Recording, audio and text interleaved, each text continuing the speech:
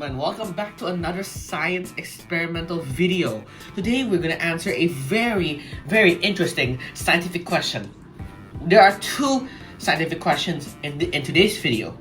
One, how does a mirror know that there's an object behind a paper when it's reflected onto the mirror? So, I already got the materials chosen for today's experiment. For the first question, we have a paper, and because I don't have an egg, I decided to use the Minecraft skeleton from the Minecraft movie. Yeah, it's like a figure I bought from McDonald's.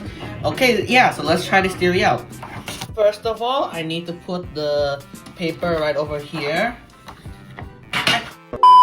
So first, I need to put the paper here, and then an object behind it. Okay, yeah, so this is exactly how it looks like, ladies and gentlemen. I'm actually so scared right now that the paper is gonna fall through the crack again. I know that always happens. But check this out, ladies and gentlemen.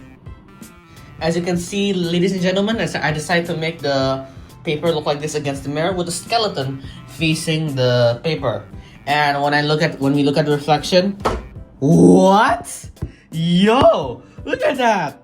Look at that! The skeleton is still shown even when it's just facing the paper, which is supposed to be scientifically not possible, which is basically just a claim that it can't happen in science.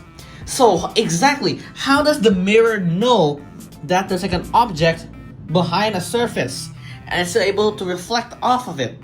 That's crazy, guys. I'm still confused right now. But then we'll get to the explanation once this is figured out. This is odd considering the fact that reflection is usually caused whenever electromagnetic frequency encounters a boundary or surface that doesn't usually absorb radiation, and so it bounces off the boundary or surface. And as you can see, the paper applies to that reason because it gets reflected onto the mirror itself, because the electromagnetic frequency from the light there bounces to the mirror, and paper, because the mirror doesn't absorb the radiation energy, and then bounces off the surface, creating the reflection of the paper in the mirror. But then the confusing part is that the skeleton minifigure is blocked by the paper, and papers usually absorb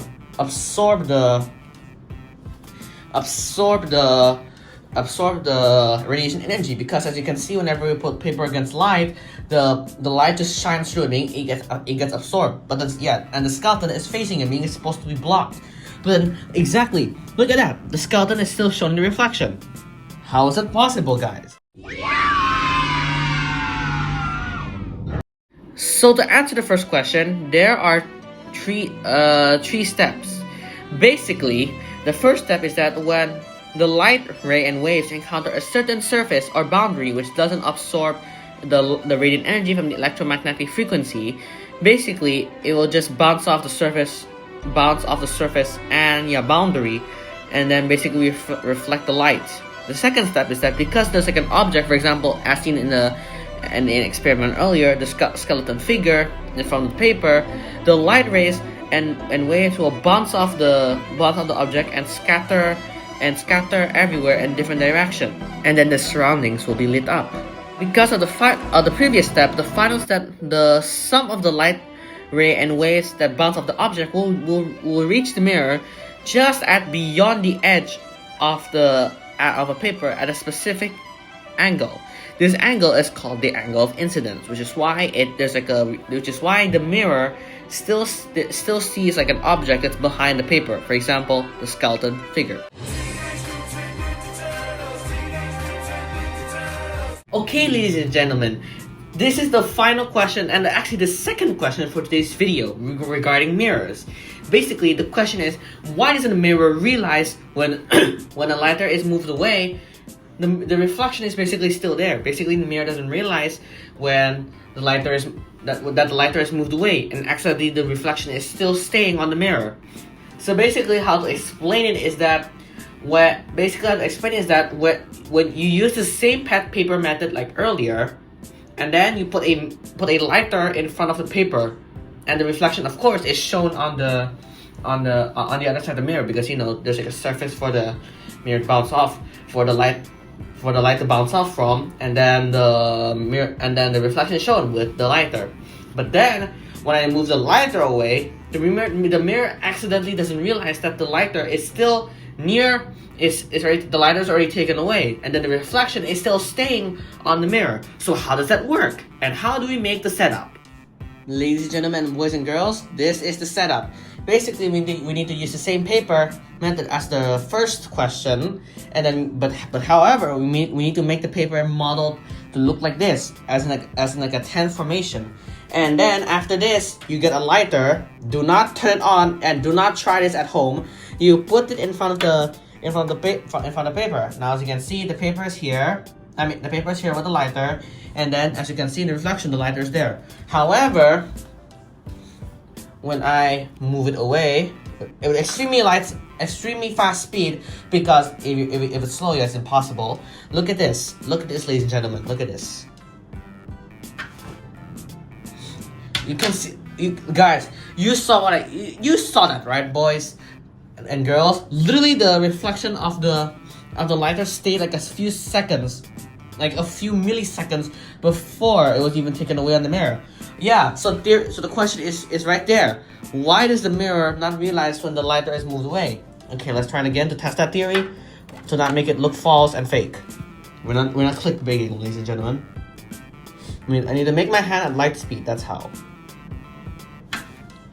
What? Yo, boys and girls, we saw that, right? We all saw it, right? Yo, that's cool. So yeah, exactly, that's the question. Why doesn't the mirror realize that the lighter is taken away and the reflection stays on there? As what we saw earlier, but guys, yep, the lighter's reflection accidentally stayed on the mirror because the mirror doesn't realize that the lighter is taken away. That's the question, and that's how is the question formed. If you want to see the setup, you can rewind this part of the video, and then you can see the step by step. Yeah, so basically the materials. That's all with the setup. Stop!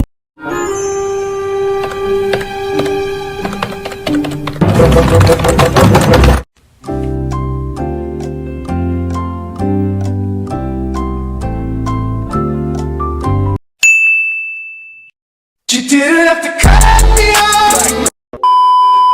Yep, I just searched it up. There is indeed a delay when the light bounced off and hits an object, and between when the reflection is created. This is because a reflection isn't really light bouncing off the object. This is because, as stated in the Mossady model for reflection and refraction, when an electromagnetic wave strikes a surface and strikes off and bounces off a surface, the molecules within the beam start stretching and scattering in induced dipoles. Eventually, they become a large array and large group of small dipole antennae which share the same frequency and approximately the same phase as well the incident radiation. Yep, I said that, folks. You heard that right, the incident radiation. Wow. Thanks for watching, everyone. If you have any questions regarding science about mirrors, lights, and also electromagnetic frequencies, you may ask me in the comment section below. I'm always there for you, and I'll try my best to answer all your questions as possible. Thanks, guys. Bye-bye.